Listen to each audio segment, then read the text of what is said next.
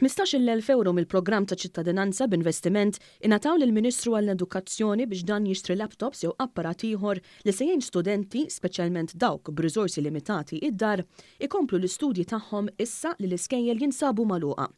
Dan l-iżvilupp tħabbar f'konferenza tal-aħbarijiet it-Tlieta mis-Segretarju Parlamentari Alex Muscat.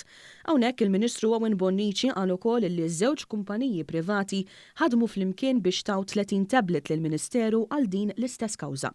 B'kollox għal din l-inizjattiva saru 5 donazzjonijiet ta' apparat jew flus li minnhom se jibbenefikaw kemm studenti li jaqgħu taħt skema 9 u anki dawk tal-iskejjel tal-Knisja.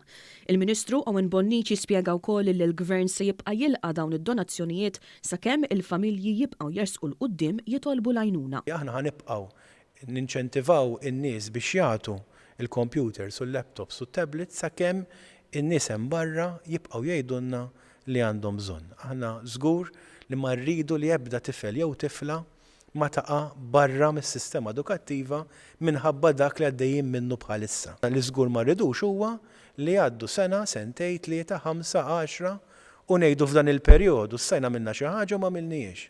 Aħna ħanibqgħu ngħinu. U jwieġeb domanda ta' One News, is-Segretarju Parlamentari Alex Muscat fisser il-bżonn u l-obbligu li l-fondi li l-Gvern warrab tul is-snin mill-Programm ta' ċittadinanza b'investiment jintużaw għal kawżi ġusti u għal benefiċċju tas-soċjetà. Hemm numru ta' inizjattivi oħra iva li qed naħdmu fuqhom sabiex il-flus li warrabna matul is-snin issa fil-mument tal-bżonn nużawhom kif jidrilna aħna l-iktar opportun sabiex inwiżnu l-soċjetà Maltija f'dan iż-żmien ta' sfida.